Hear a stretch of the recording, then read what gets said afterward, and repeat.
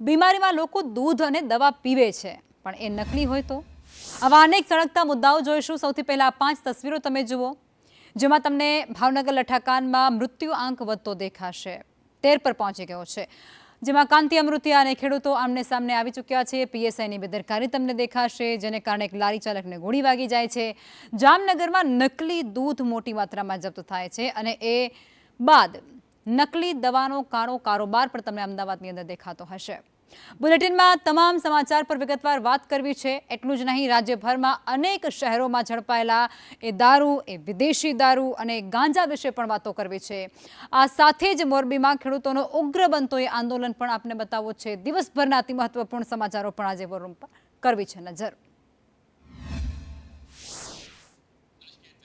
સૌથી પહેલા શરૂઆત કરીએ એક અતિ મહત્વપૂર્ણ સમાચાર અત્યારે સામે આવી રહ્યા છે તેનાથી, જેમાં દારૂને લઈ અને અનેક જિંદગીઓ હોમાઈ રહી છે. ખાસ કરી ભાવનગરમાં થયેલા લઠ્ઠાકાંડમાં વધુ એક દર્દીનું મોત થઈ ચૂક્યું છે. લઠ્ઠાકાંડમાં મૃત્યુઆંક 12થી વધીને હવે 13 પર પહોંચી ગયો છે. કાળિયાબીડના સાગવાડીમાં રહેતા ભાર્ગવ ઉપાધ્યાયનું સારવાર દરમિયાન મોત નીપજ્યું છે. ભાવનગર સિવિલ ખાનગી હોસ્પિટલમાં 4થી વધુ દર્દીઓ સારવાર હેઠળ હોવાની પણ અત્યારે વિગતો સામે આવી રહી છે, જેમાંથી એકનું અત્યારે મોત થઈ ચૂક્યું છે. આંકડો જે 12 પર હતો તે હવે 13 પર પહોંચી ગયો છે અને હજુ પણ અનેક લોકો જે હોસ્પિટલાઇઝ છે, હોસ્પિટલમાં જેમને સારવાર આપવામાં આવી રહી છે, તેને લઈને આંકડો વધે તેવી પણ અત્યારે ગણતરી છે.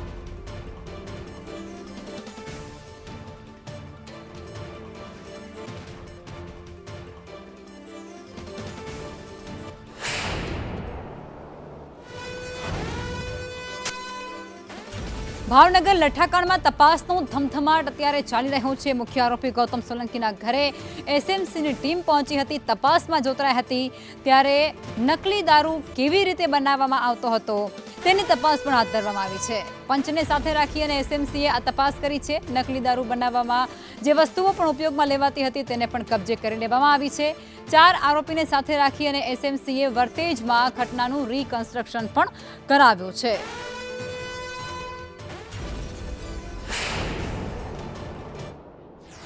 ભાવનગરમાં થયેલા લઠ્ઠાકાંડમાં 63 દર્દીઓ છે તેમને લઠ્ઠાની અસર થઈ છે, જેમાંથી 13 વ્યક્તિઓ છે તેના મોત થયા છે. ત્યારે કહી શકાય કે એસએમજીની ટીમ છે તેને તપાસનો ધમધમાટ છે તે શરૂ કર્યો છે.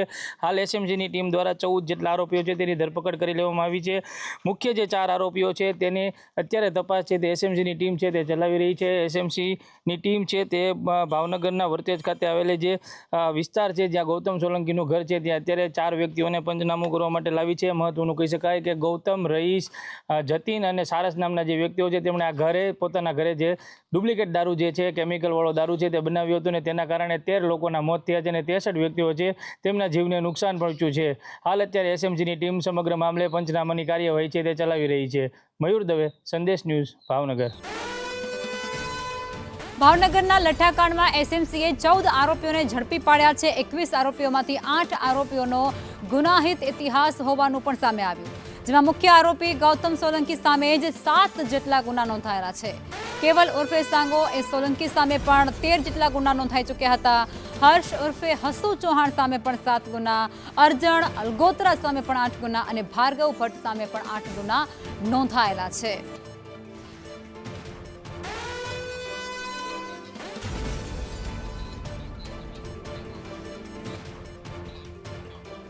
અને આ જ મુદ્દે સહયોગી કૃષ્ણા ન્યૂઝરૂમથી લાઈવ અમારી સાથે જોડાઈ ચૂક્યા છે. કૃષ્ણા, ભાવનગરનું લઠ્ઠાકાંડ જેની અંદર હોમાતી જિંદગીઓનો આંકડો એ સતત વધી રહ્યો છે. એસએમસી તપાસ કરી રહી છે. તપાસના તાર એ છેક સુધી પહોંચે કે કેમ, પણ એ પહેલા એવું સામે આવી રહ્યું છે કે જે પણ આરોપીઓ આમાં સંડોવાયેલા છે તે ગુનાહિત ઇતિહાસ ધરાવી રહ્યા છે. જી બિલકુલ, લખમાં આખો જે કાંડ દારૂ લઠ્ઠાકાંડ સામે આવ્યો એ ફરી એક વખત એણે સાબિત કર્યું કે ગુજરાતમાં દારૂબંધી કેટલી મોટી મજાક છે. આ પહેલી વખત નથી. જ્યારથી ગુજરાત બન્યું, અલગ રાજ્ય તરીકે અસ્તિત્વમાં આવ્યું, ત્યારથી પહેલા દિવસથી ગુજરાતમાં દારૂબંધી છે. તેમ છતાં અત્યાર સુધીમાં દારૂબંધીમાં લઠ્ઠાકાંડમાં કેટલાય લોકો મૃત્યુ પામ્યા છે. 1000 કરતાં વધારે લોકો અત્યાર સુધી અલગ અલગ લઠ્ઠાકાંડમાં મોતને ભેટ્યા છે. અને હવે વધુ એક વખત આ ભાવનગરનો જે લઠ્ઠાકાંડ સામે આવ્યો એણે અનેક સવાલોને જન્મ આપ્યો છે. નિતેશ પાંડે જ્યારે આ લઠ્ઠાકાંડ સામે આવ્યો હતો, ભાવનગરના એસપી છે, એમની સાથે આપણે જ્યારે વાત કરી હતી અને એક સવાલ એ પૂછ્યો હતો કે ગૌતમ સોલંકી કે જે મુખ્ય આરોપી છે, એ પોતે આ પહેલા પણ અનેક ગુનાઓમાં સંડોવાયેલો હતો, એ રીઢો ગુનેગાર હતો, તેમ છતાં પણ એ પોતાનું કામ ચાલુ રાખતો રહ્યો. તો શું આ પોલીસની નિષ્ફળતા નથી? જો કે એ વાત અલગ છે કે એ સમયે એસપી કોઈ જવાબ નહોતા આપી શક્યા, એમ જ કીધું કે હા તપાસ ચાલશે. પણ સૌથી મોટો સવાલ જ આ છે કે 21 આરોપીને તમે ઝડપો છો, એમાંથી 21 આરોપીમાંથી 8 આરોપી એવા છે કે જેઓ પહેલેથી જ ઇતિહાસ ધરાવે છે, ગુનાહિત ઇતિહાસ ધરાવે છે. આ જ પોલીસની સૌથી મોટી નિષ્ફળતા છે. કેમ પોલીસ સર્વેલન્સ કરવામાં નિષ્ફળ ગઈ? કેમ પોલીસ ચોકીની હદમાં આવતા વિસ્તારમાં જ દારૂનો આવો ખેલ ચાલતો હતો, તેમ છતાં પોલીસને ખબર નથી પડતી? અનેક સવાલો છે. ત્યારે પીઆઈ સહિત હવે કર્મચારીઓને સસ્પેન્ડ કરવાનો સિલસિલો શરૂ થઈ ગયો છે. પણ આપણને ખબર છે કે જ્યારે કોઈ ઘટના બને એટલે થોડા દિવસ આવું બધું ચાલતું રહે છે અને પછી ફરી પાછો કોઈ લઠ્ઠાકાંડ બને એની રાહ જોવાય છે. 16 ઓગસ્ટે આ પાર્ટી અપાઈ હતી. 18 ઓગસ્ટે પહેલા વ્યક્તિનું, ઉપેન્દ્રસિંહ ગોહિલનું મૃત્યુ થયું હતું અને ત્યારબાદ અત્યાર સુધીમાં 13 લોકોના મૃત્યુ થઈ ચૂક્યા છે. 4 લોકો ખાનગી અને સિવિલ હોસ્પિટલમાં સારવાર લઈ રહ્યા છે, કેટલાકની હાલત ગંભીર છે. પરંતુ આ વધુ એક વખત એ સવાલ કરવા માટે મજબૂર કરે છે કે દર વખતે જ્યારે કોઈ એમ કહે કે ગુજરાતમાં દારૂ ખૂણે ખાચરે વેચાય છે, ત્યારે તમે એને ગુજરાતની અસ્મિતા સાથે જોડી દો છો, ગુજરાત પર કલંકિત કરનારા શબ્દો છે એવું કહો છો. પરંતુ શું આ કલંકિત કરનારા કાંડ નથી? આ લઠ્ઠાકાંડ કલંકિત નથી કરતું ગુજરાતને? એ સૌથી મોટો સવાલ થાય. હવે આમાં આખું જે આ મોડસ ઓપરેન્ડી સામે આવી છે, નરેન્દ્રસિંહ યાદવ કે જે મુખ્ય ડોક્ટર હતો, એ પોતે પણ આ લઠ્ઠાકાંડમાં મૃત્યુ પામ્યો છે. પરંતુ ગૌતમ સોલંકી નામનો વ્યક્તિ કે જે ઉજ્જૈનના રઈશ નામના વ્યક્તિના સંપર્કમાં આવ્યો હતો, પહેલા 51 પેટી દારૂ બનાવી, વેચી નાખી, બીજો જે બેચ બનાવી એ ખરાબ હતો એટલા માટે એનો નાશ કર્યો. પછી ત્રીજી બેચ બનાવવા માટે આ નરેન્દ્રસિંહ યાદવ ઉર્ફે ડોક્ટરને બોલાવવામાં આવ્યો હતો અને ત્યારબાદ આ દારૂ આવી રીતે વેચવામાં આવ્યો અને એમાં જ એ નરેન્દ્રસિંહ યાદવ અને બીજા 13 લોકોના, નરેન્દ્રસિંહ યાદવ સહિત 13 લોકોના મૃત્યુ થયા છે. પરંતુ સૌથી મોટી અને રોયલ સ્ટેક સુપિરિયર નામની એ બોટલ સાથે પણ એક વ્યક્તિને અત્યારે ઝડપી પાડવામાં આવ્યો છે. મુકેશ ડામોર નામનો એક વ્યક્તિ જે હિટાચી ઓપરેટર હતો એનું પણ મૃત્યુ થયું છે. આ ઉપરાંત ખાનગી બેંકમાં કામ કરતો પ્રણવ ઉપાધ્યાય નામનો વ્યક્તિ, એનું પણ મૃત્યુ થયું છે. એટલે ઘણા બધા સવાલો છે. હવે ખાલી એટલી આશા રાખી કે હવે કોઈનું મોત ન થાય, પરંતુ સરકાર જાગે. બિલકુલ. આભાર કૃષ્ણ, આપ જોડાયા તે બદલ. ભાવનગર લઠ્ઠાકાંડ બાદ દાહોદ પોલીસ એ સઘન એક્શન મોડમાં આવી ચૂકી છે. મધ્યપ્રદેશ અને રાજસ્થાનને જોડતી આંતરરાજ્ય સરહદો પર પોલીસ દ્વારા સઘન કાર્યવાહી કરવામાં આવી રહી છે. વાહન ચેકિંગ હાથ ધરાઈ રહ્યું છે, જેમાં ઘાવડિયા સહિત ખંગેલા, મીનાક્યાર, ચાકલિયા, સેજાવાડા અને સગટાણા ચેકપોસ્ટ પર કડક તપાસ જારી રાખવામાં આવી છે. ગુજરાતમાં પ્રવેશતાની સાથે જ નાના મોટા એ તમામ વાહનોનું ઝીણવટભર્યું ચેકિંગ થઈ રહ્યું છે. હવે મહત્વનું આ બધા વચ્ચે એ બની રહે છે કે છેલ્લા 1 મહિનામાં પોલીસે 700 કિલોથી વધુ અફીણના જીંડવા પણ જપ્ત કર્યા છે, જ્યારે 2 કરોડથી વધુનો વિદેશી દારૂ પણ ઝડપી પાડવામાં આવ્યો છે. નકલી દારૂની ઘટના બાદ દાહોદ પોલીસ દ્વારા સરહદી વિસ્તારોમાં સતત પેટ્રોલિંગ કરી અને ચેકિંગની પ્રક્રિયા પણ ખૂબ તેજ કરી દેવામાં આવી છે. દાહોદ જિલ્લાની જે બોર્ડર વિસ્તાર લાગુ પડે છે ત્યાં ચેકપોસ્ટ સતત ચાલતી હોય છે અને જે અમુક ઘટનાઓ ઘટી છે એ અન્વયે પણ એ કામગીરી છે એ વધારે કડક કરવામાં આવેલી છે. અને સમગ્ર ઘટના અન્વયે દાહોદ પોલીસ દ્વારા છેલ્લા 1 વર્ષમાં લગભગ 35 કરોડથી વધારેનો મુદ્દામાલ છે એ જપ્ત કર્યો છે અને નામદાર કોર્ટની પરમિશન લઈ અને એસડીએમસીની હાજરીમાં મોટાભાગનો મુદ્દામાલ છે એ કોર્ટના ઓર્ડર મુજબ વિડીયોગ્રાફ સાથે નાશ પણ કરવામાં આવેલો છે. ભાવનગર લઠ્ઠાકાંડને લઈ અને કોંગ્રેસે પણ આકરા પ્રહારો કર્યા છે. વિરોધ પક્ષના નેતા તુષાર ચૌધરીએ અનેક સવાલ ઉઠાવ્યા છે. ગુજરાતમાં દારૂબંધી એ માત્ર કાગળ પર હોવાનો દાવો કરી અને તુષાર ચૌધરી એવું કહે છે કે પોલીસને દારૂ દેખાતો નથી, પણ દારૂ એ બધે જ હાજર છે. ગુજરાતમાં દારૂની હોમ ડિલિવરી થઈ રહી છે. પોલીસ અને વહીવટી તંત્ર બધું જ જાણે છે, તે છતાં તે ચૂપ છે.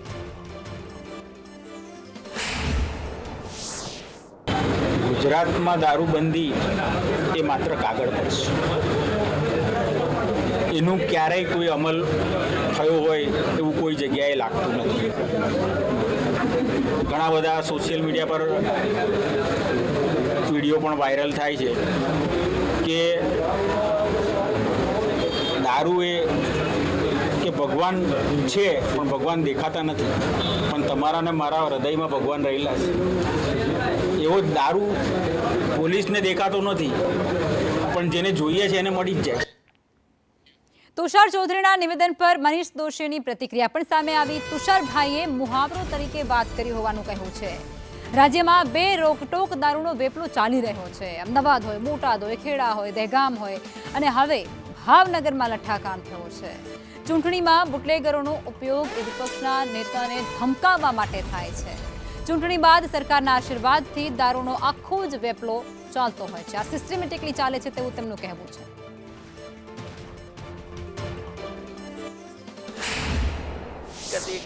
મહાવરાની જેમ ઉપયોગ કર્યો છે કે ભગવાન જેમ આપણને ઓલામ શ્રદ્ધા હોય એટલી જ એવી રીતે દેખાતા ન હોય છતાં આપણે હોય એટલા વિશ્વાસ સાથે વિપક્ષના નનેતાએ આ વાત લોકો સમક્ષ મૂકી છે. ગુજરાતમાં ઠેર ઠેર દારૂનો વેપલો ચાલે છે, હોમ ડિલિવરી ચાલે છે, પણ સરકારની ઈચ્છા શક્તિનો અભાવ છે.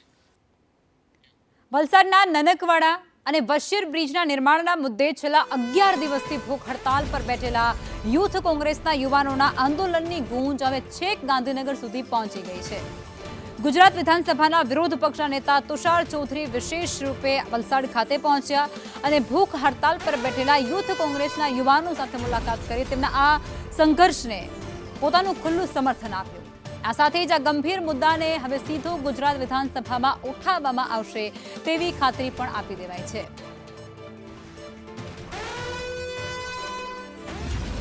જી માંગ જે 6300 વાર જગ્યા જે સરકાર હસ્તક લેવાની હતી તે પણ સરકાર હસ્તક જગ્યાની એન્ટ્રી પડી ગઈ છે. તે અહીંયા સ્પષ્ટ છે. એમાં અમુક વાંધા છે પણ જે અમુક જે 6300 વાર એટલે અમારી એક બહુ મોટી જીત કહેવાય. અને જે બાકીના 3 પ્રશ્નો છે જે પ્રમાણે તુષારભાઈ અને અમારા વડીલ નેતાઓએ જે પ્રમાણે અમને ગાઈડ કર્યા છે કે હાઈકોર્ટમાં આપણે કેસ લડીશું. તે મારી પહેલી માંગણી તો એ છે કે દરખાસ્ત કરનાર પીડબ્લ્યુડીના અધિકારી સામે પણ તપાસ થવી જોઈએ કે તમે કોના કયા આધારે આ દરખાસ્ત તૈયાર કરી. આ સમગ્ર વલસાડ જિલ્લાને સ્પર્શે એવો જે સરકારી નાણાંનો દુર્વ્યય થયો છે એના માટેની લડાઈ છે. તો એના માટેની લડાઈમાં અમે લોકશાહી ઢબે અમે આ લડાઈ લડી રહ્યા છીએ. અમારે કોઈ કાયદાકીય લડાઈ નથી લડવી, પણ લોકશાહી ઢબે કોંગ્રેસ એક વિરોધ પક્ષની ભૂમિકા ભજવી રહ્યો છે. એ વિરોધ પક્ષ તરીકે અમે ન્યાયિક રીતે ગાંધી ચિંધ્યા માર્ગે આમરણ ઉપવાસથી અમે આ લડાઈ અમે લડી રહ્યા હતા. મોરબીમાં યોજાયેલા સેફટી સેમિનાર કાર્યક્રમ દરમિયાન રાજ્યના મંત્રી કાંતિલાલ અમૃતિયા એ વીજ પોલ વળતર મુદ્દે આપેલા નિવેદનને લઈ અને ચર્ચાઓ ખૂબ તેજ થઈ છે. તેમણે એવું કહી નાખ્યું હતું કે સરકાર એ વીજપોલ માટે એક થાંભલાના 70 લાખ રૂપિયા વળતર આપી રહી છે, જે બિલકુલ ઓછા ન કહી શકાય. વીજપોલ અને તાર નાખી અને જમીન કઈ સરકાર સાથે નથી લઈ જવાની.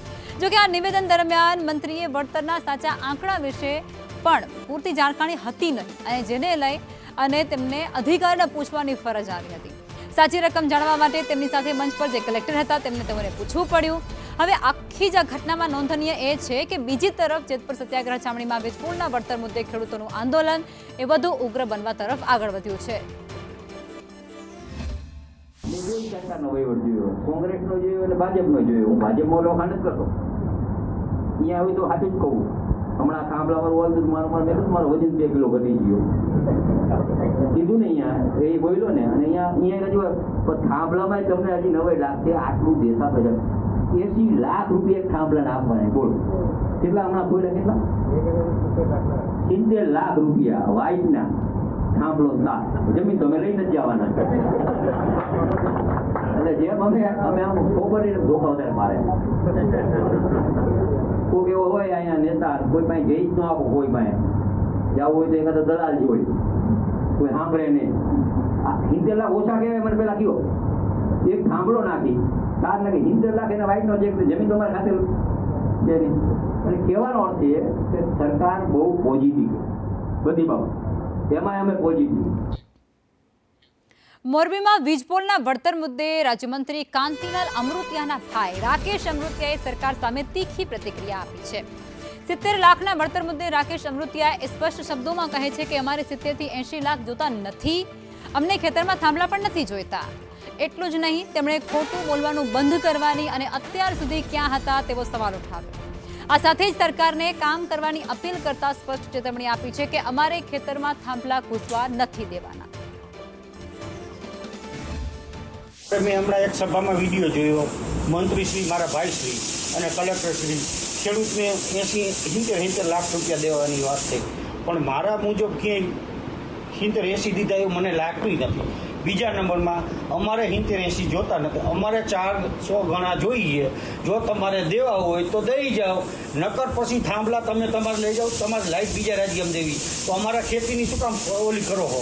એના કરતાં તમે તમારા થાંભલા લઈ જાઓ, અમારે જોતા નથી. અમારે તમારે જ્યાં રાજ્યમાં દેવું ને ત્યાં નાખો, અમારે નથી જોતી. અને બીજા નંબરમાં ખોટું બોલવાનું બંધ કરો, ખેડૂતનું ઓલું કરવામાં તમે તમારું જે સરકારને કરવાનું કરે, અમારે થાંભલા જોતા નથી. મોરબીમાં રાજ્યમંત્રી કાંતિલાલ અમૃતિયાના નિવેદનને લઈ અને ખેડૂતોમાં ભારોભાર આક્રોશ વ્યાપી ગયો છે. જેતપુર સત્યાગ્રહ છાવણી ખાતેથી ખેડૂતોએ પોતાની કિંમતી જમીન સાથે મળી રહેલા મામૂલી વળતરનો ઉગ્ર વિરોધ નોંધાવ્યો છે. ખેડૂતોએ સ્પષ્ટતા કરતા એવું કહ્યું છે કે કરોડોની જમીન સામે ₹70 લાખનું વળતર તેમને કોઈ પણ સંજોગોમાં નથી મંજૂર. આ ઉપરાંત ખેડૂતોએ પોતાની જમીનમાં વીજપોલ, થાંભલા કે પછી તાર નાખવા દેવાનો પણ સ્પષ્ટ ઇનકાર કર્યો છે.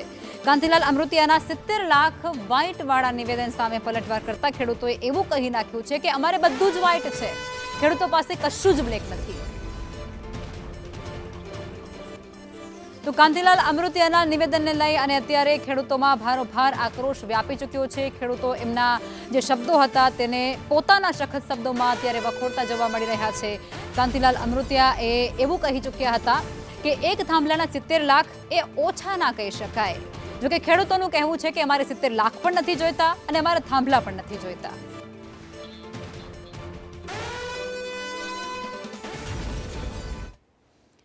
અને આ જ મુદ્દે સંવાદદાતા જગદીશ અમારી સાથે જોડાઈ ચૂક્યા છે.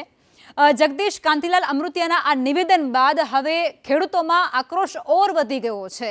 આગામી પગલું એમનું શું હોઈ શકે અને અત્યારે તેઓ શું કહી રહ્યા છે? આ નિવેદનને કઈ શબ્દોમાં એ વખોડી રહ્યા છે?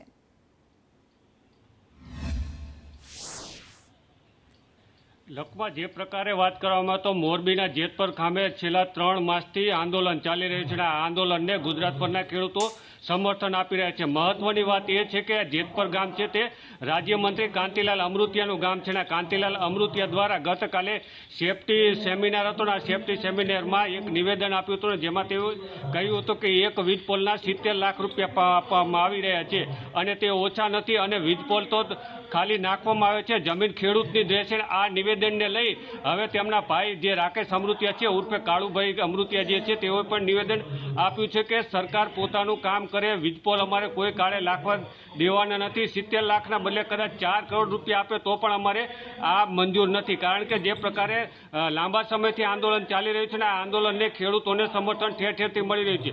લગભગ 101થી વધુ ગામોમાં ભાજપના ઉમેદવારને 2027ની ચૂંટણીમાં પ્રવેશબંધીના બેનરો પણ લાગી ચૂક્યા છે. એટલે જે પ્રકારે આ ખેડૂતનું આંદોલન ચાલી રહ્યું છે તેને સમર્થન મળી રહ્યું છે. સાથે જ વાત કરીએ તો 70 લાખની જે વાત થઈ છે આ 70 લાખનું વળતર ખેડૂતોને મંજૂર નથી અને ખેડૂતો હવે લડી લેવાના મૂળ વયમાં હોય તેવું દેખાઈ રહ્યું છે. ઠેર ઠેરથી જાહેર સભા અને જનસભા સંબોધી રહ્યા છે અને ભાજપ પ્રવેશબંધીના બેનરો લગાવીને વિરોધ પણ કરવામાં આવી રહ્યો છે. અને સાથે જ આ બાબતે કાંતિલાલ અમૃતિયાના ભાઈ જે રાકેશભાઈ અમૃતિયા છે તેઓએ નિવેદન આપ્યું છે કે સરકાર જે પરિપત્ર દ્વારા જે ખેડૂતોને વળતર આપવા માંગે છે તેનાથી ખેડૂતો સંતુષ્ટ નથી અને ખેડૂતોની જમીન તેના કરતાં વધુ કિંમતી છે. લખમાં ગુજરાતભરના ખેડૂતોને ભેળસેળયુક્ત ખાતર એ પધરાવી દેવામાં આવતું હોવાનું હવે મંત્રી પોતે કબૂલ કરી ચૂક્યા છે. કૃષિમંત્રી જીતુ વાઘાણી દ્વારા એક મોટું નિવેદન આપવામાં આવ્યું છે જેમાં તેઓ કહે છે કે નફો કમાવામાં નકલી બિયારણ વેચવામાં આવી રહ્યું છે. કચકમાસોલની કામગીરીને અભિનંદન આપ્યા છે. રાજ્ય સરકાર એ નવી ચાર્જિંગ પોલિસી લાવશે તેવું પણ તેમનું કહેવું છે.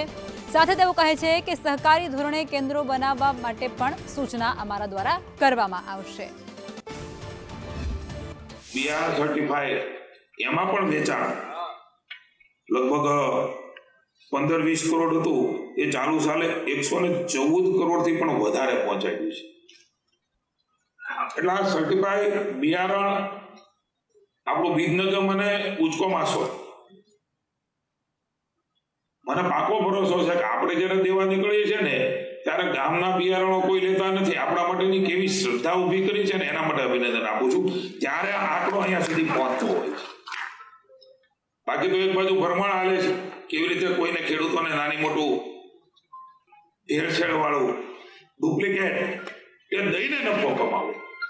એની સામે આપણી સહકારી સંસ્થાઓ ગુજકો માસોલ જેવી અન્ય કેટલીક સંસ્થાઓ એ પોતાની વિશ્વસનીયતાના આધાર ઉપર એ મિત્રો આ બીજો એ ખેતરમાં ખેડૂતને પહોંચાડવાનું કામ જે કરી રહી છે ને એ આજના સમયની માંગ છે. અને આ જ મુદ્દે હિરેન અમારી સાથે જોડાઈ ચૂક્યા છે ન્યૂઝ રૂમથી. હિરેન, ગુજરાતની અંદર ખેડૂતોને નકલી અને જે ભેળસેળયુક્ત બિયારણ પધરાવવામાં આવતું હતું તેનાથી કોઈ જ અજાણ નથી, પણ હવે પરિસ્થિતિ ત્યાં સુધી વણસી છે કે મંત્રીએ પોતે કબૂલાત કરવી પડે છે કે હા, આ વસ્તુ થઈ રહી છે.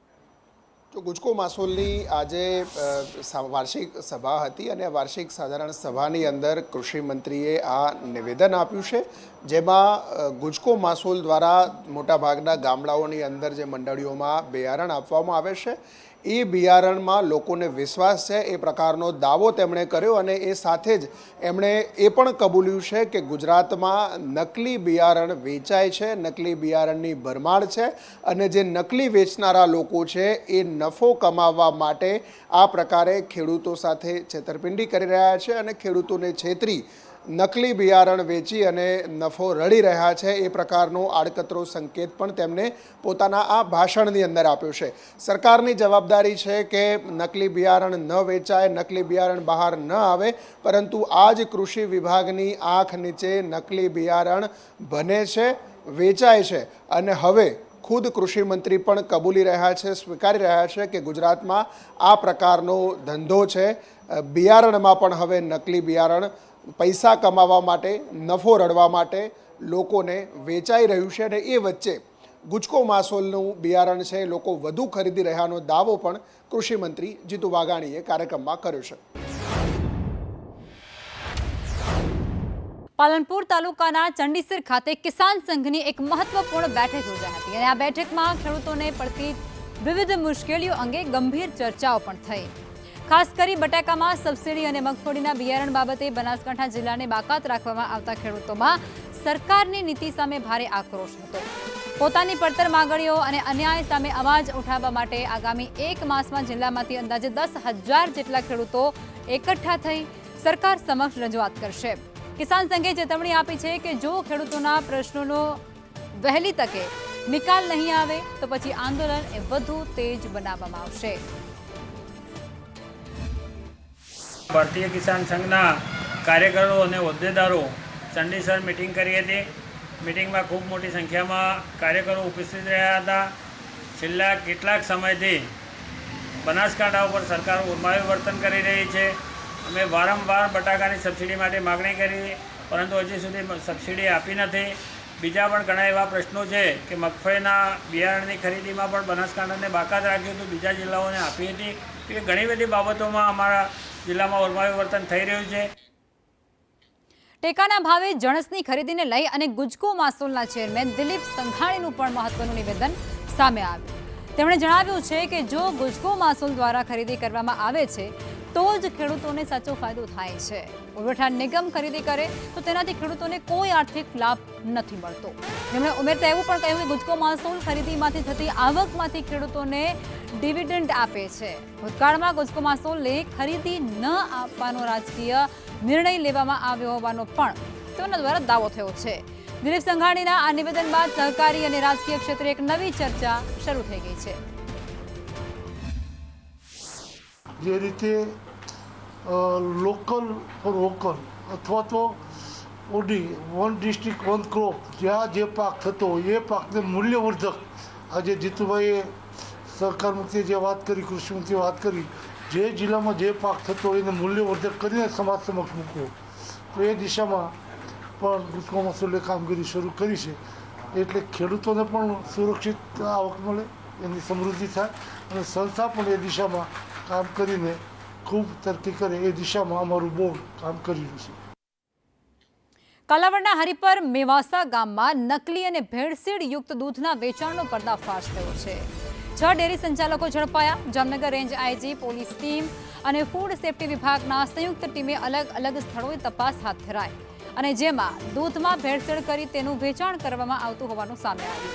ભેળસેળ માટે વાપરવામાં આવતા વનસ્પતિ અને સ્કીમ મિલ્ક પાવડરના પણ સર્વેલન્સ સેમ્પલ મોકલવામાં આવ્યા છે. હવે તપાસ બાદ સ્થળ પરથી 7,138 લીટર દૂધનો નાશ કરાયો અને આ ઉપરાંત 120 કિલો વનસ્પતિ અને 14 કિલો સ્કીમ મિલ્ક પાવડરનો જથ્થો પણ નષ્ટ કરાયો છે.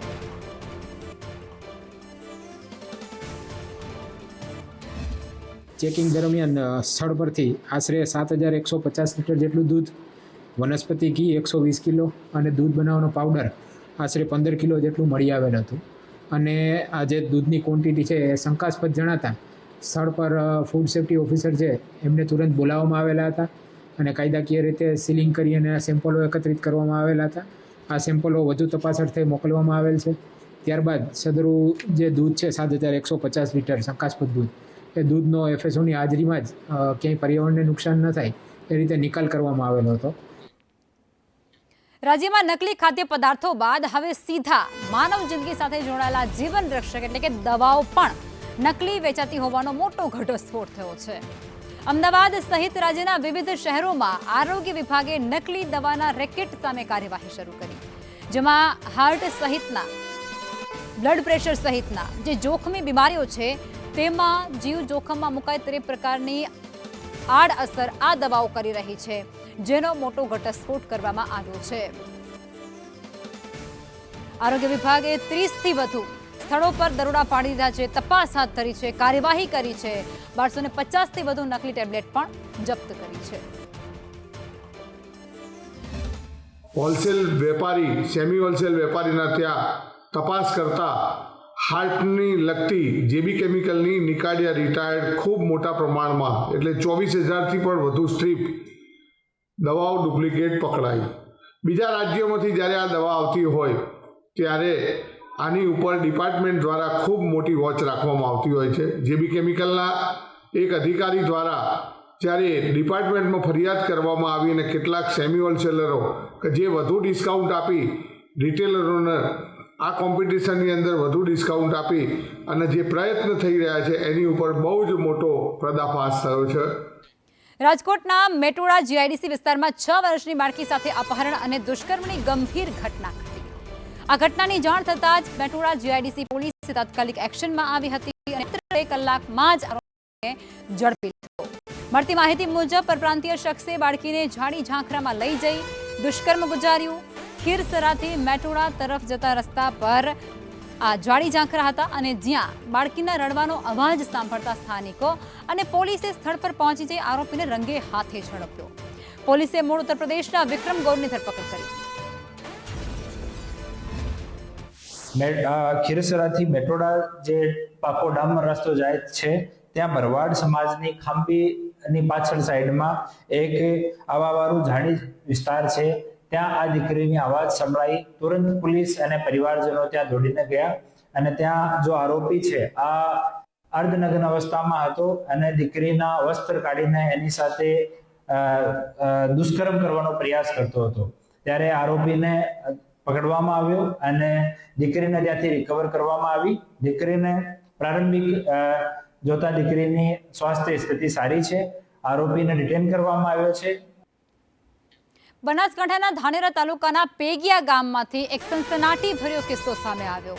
અહીં એક પરિણીત ગર્ભવતી મહિલાએ 4 શખ્સો સામે મરજી વિરુદ્ધ વારંવાર શારીરિક સંબંધ બાંધ્યા હોવાની ગંભીર ફરિયાદ કરી. મહિલાએ આરોપ કર્યો છે કે જબરજસ્તી મારપીટ કરી અને મને જાનથી મારી નાખવાની ધમકી આપી રહ્યા હતા. ધર્મ પરિવર્તન કરવાનું પણ દબાણ હતું. આ ઉપરાંત આ મહિલાનો અંગત વિડીયો વાયરલ કરવાની પણ ધમકી આપી અને બ્લેકમેલ કરાતી હતી. આ મામલે મહિલાએ અખ્તર શાહ ફકીર, આરિફ ફકીર, ઇલિયાસ ફકીર અને સલીમ શાહ ફકીર સહિત 4 ઇસમો વિરુદ્ધ નામજોગ ફરિયાદ કરી. પોલીસે ગુનો દાખલ કર્યો છે. આગળની તપાસ ચાલી રહી છે. સંવાદદાતા ધવલ જોડાયા છે. જી ધવલ.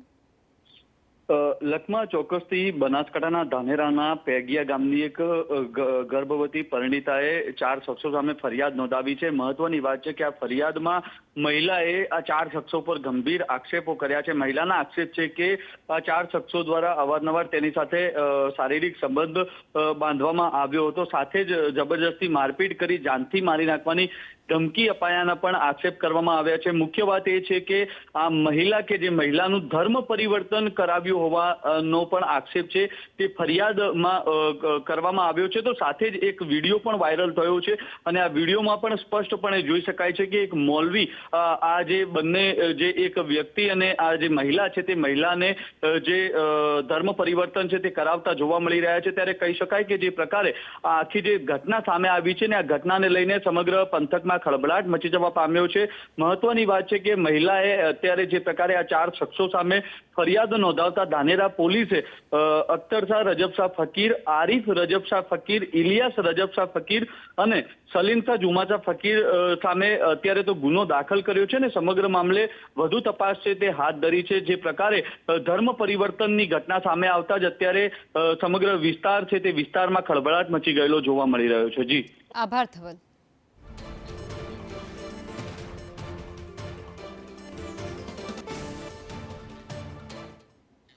આ સાથે વડોદરામાં પાનસુરિયા પરિવારની મુશ્કેલીઓમાં વધુ એક વધારો થઈ ગયો છે.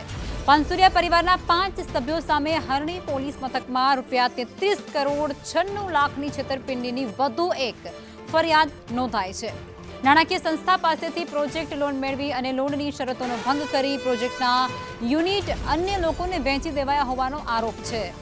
આરોપીઓમાં સુરેશ, મનીષ, પ્રવીણ, કિશોર અને રવિ પાનસુરિયાનો સમાવેશ થાય છે. ઉલ્લેખનીય એ છે કે સુરેશ પાનસુરિયા અગાઉ અમરેલી જિલ્લા ભાજપના પ્રમુખ રહી ચૂક્યા છે.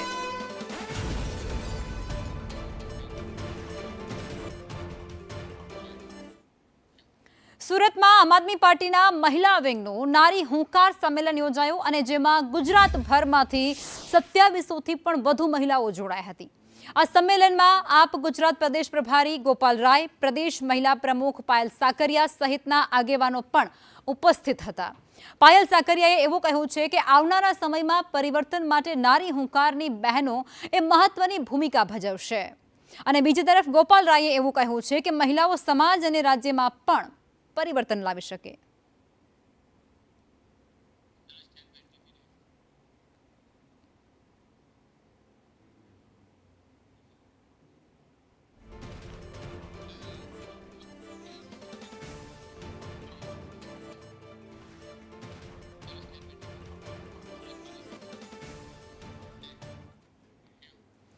તો સુરતથી આ મોટા સમાચાર સામે આવી રહ્યા છે, જેમાં પાર્લે પોઈન્ટ ખાતે ચોમાસા જેવી પરિસ્થિતિ અત્યારે સર્જાઈ ગઈ છે વગર વરસાદે. શું કામ? કારણ કે ત્યાં પાણીનો મોટા પ્રમાણમાં વેડફાટ થયો છે. ઉધના રોડ પાર્લે પોઈન્ટ વિસ્તારમાં વરસાદી પાણી ભરાયા હોય તે પ્રકારની સ્થિતિ અત્યારે સર્જાય છે વગર વરસાદે. ઉપરાંત ઉધના રોડ પાર્લે પોઈન્ટ વિસ્તારમાં વરસાદી પાણી ભરાતા સ્થાનિકો પણ અચંબિત થઈ ગયા હતા. કારણ કે વરસાદ તો છે નહીં અને એવો કયો કારણ હશે કે અહીં પાણી ભરાયા છે તેને લઈ અને રસ્તા પર લોકો પણ આવી પહોંચ્યા હતા. આ બંને તસવીરો તમે જુઓ, જે સુરતની જ બંને તસવીરો સામે આવી રહી છે, જેમાં લીકેજને કારણે અથવા તો પાઇપને કોઈ નુકસાન થયું હોય જેના કારણે અહીં પાણીનો સીધો વ્યય થઈ રહ્યો છે. એક તરફ લોકોને સ્વચ્છ પીવાનું પાણી મળતું નથી અને બીજી તરફ જાહેર રસ્તાઓ ઉપર આ રીતે પાણીના ફુવારા ઉડે છે તો ક્યાંક પાણી એ રસ્તાઓ ઉપર વહેવા લાગે છે. આ પ્રકારની સ્થિતિ જોતા હવે સુરતવાસીઓ પણ સવાલ કરી રહ્યા છે કે સામાન્ય માણસને મુશ્કેલી પડી રહી છે અને આ પ્રકારની પરિસ્થિતિ રસ્તાઓ ઉપર સર્જાય છે, જ્યાં પાણીના ફુવારા ઉડે છે અને પાણી નદીની જેમ વહેવા લાગે છે.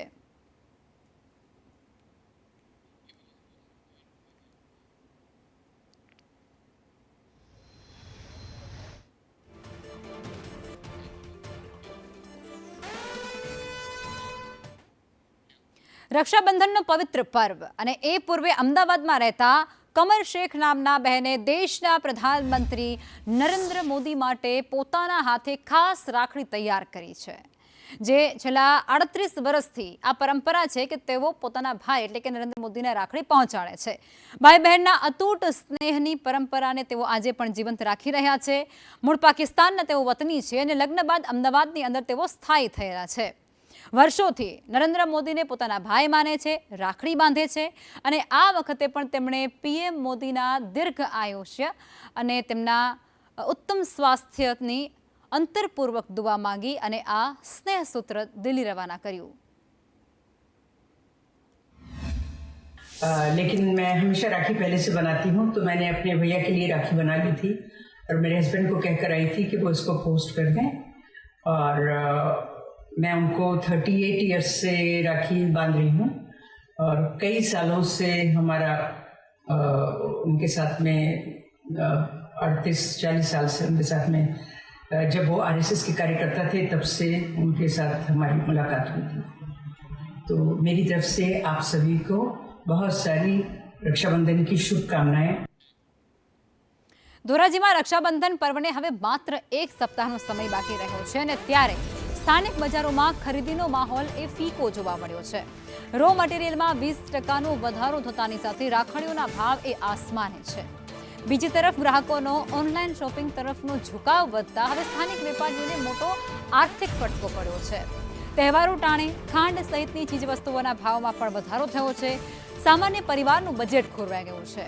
પરિવારોએ અવનવી રાખડીઓનો સ્ટોક સજાવ્યો છે વેપારીઓએ, પરંતુ મંદી અને મોંઘવારીને કારણે બજારો ખાલીખમ છે, રોનક ગાયબ છે। વેપારીઓ હવે છેલ્લા દિવસોમાં ઘરાકી વધે તેવી આશા રાખી રહ્યા છે।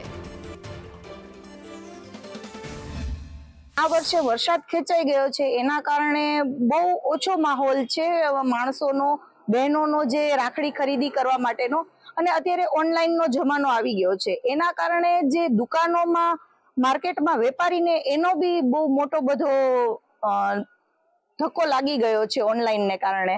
તો મારી બધી બહેનોને વિનંતી છે કે આપણી જે લોકલ બજાર છે એમાં થોડી ચહેલ પહેલ વધે, થોડો વેપારીઓને હોશ વધે, એના માટે થઈને તમે ઘરની બહાર નીકળો, વેપારીઓને પ્રોત્સાહન આપો। પાટણના સમી તાલુકામાં આવેલું ગાજદેનપુરા ગામ આજે માત્ર એક નાનું ગામ નથી, પણ હજારો ભક્તો માટે આસ્થાનું એક મોટું કેન્દ્ર બની ચૂક્યું છે। અહીં બિરાજમાન છે મહાભારત કાળના પૌરાણિક ભીમનાથ મહાદેવ। પાંડવો જ્યારે અજ્ઞાતવાસ દરમિયાન હિડિંબા વનમાંથી પસાર થઈ રહ્યા હતા ત્યારે યુધિષ્ઠિરના કહેવાથી પાંડુ પુત્ર ભીમે પોતાના હાથે આ પવિત્ર શિવલિંગની પ્રતિષ્ઠા કરી। ભીમ દ્વારા સ્થાપિત હોવાથી ભીમનાથ મહાદેવ તરીકે ઓળખાય છે। આ મંદિરની ખાસિયત એ છે કે અહીં એક નહીં પણ 2 શિવલિંગ પૂજાય છે અને તેનું પ્રણાલ એ પશ્ચિમ દિશામાં આવેલું છે। અહીંની માન્યતા છે કે એક સમયે પૂરના પાણી વચ્ચે ભક્તોને ગેરહાજરીમાં પણ સાંજના સમયે સ્વયં ઝાલરો વાગવા લાગી હતી અને આરતીના દીવા પણ પ્રગટી ઉઠ્યા।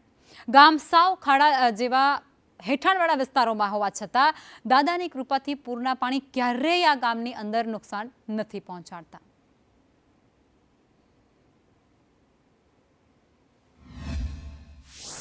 આ મંદિર પાંડવોના સમયનું મંદિર છે, હજારો વર્ષ પુરાણું મંદિર છે। આ મંદિરમાં 2 શિવલિંગ આવેલા છે, બધે એક હોય છે પણ આ મંદિરમાં 2 શિવલિંગ હોય છે અને દૂર દૂરથી માણસો છે ને અહીંયા દર્શનાર્થે આવે છે।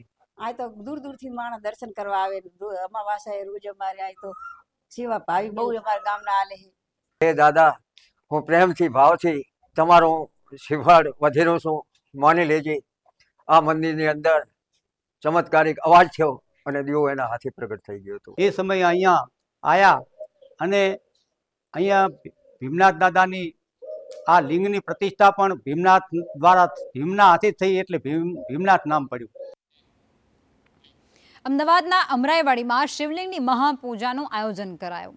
132 ફૂટ રિંગ રોડ પર આવેલા મહાદેવ મંદિરે એકાદશીએ શિવલિંગની મહાપૂજા રાખવામાં આવી છે, જેમાં 400થી વધુ યજમાનો પધાર્યા। આ સાથે જ વૈદિક મંત્રોચ્ચાર સાથે મહારુદ્રાભિષેક કરાયો। શિવભક્તો મોટી સંખ્યામાં મહાદેવ મંદિર ખાતે ઉમટી પડ્યા હતા અને સેવા ચેરિટેબલ ટ્રસ્ટ દ્વારા ધાર્મિક કાર્યક્રમ પણ યોજાયો।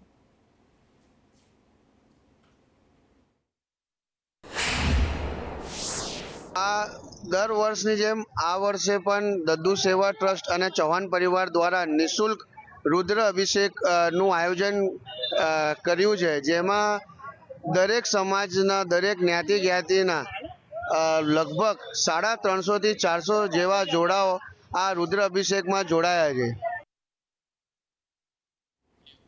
અરવલ્લીના મોડાસામાં રખડતા પશુઓના આતંકની વધુ એક ઘટના સામે આવી છે, જ્યાં જિલ્લાની પાર્કમાં જુલુસ દરમિયાન ગાયે હુમલો કર્યો। જુલુસમાં બાળકો સહિત અનેક લોકોએ હાજર હતા। આ દરમિયાન 2 થી વધુ બાળકો ઈજાગ્રસ્ત થયા। ગત સાંજે આ ઘટના બનતાની સાથે એ વિસ્તારમાં ચકચાર મચી જવા પામી છે। રખડતા પશુઓનો આતંક એ યથાવત હોવાને કારણે ગ્રામજનો ભારે રોષે ભરાયા।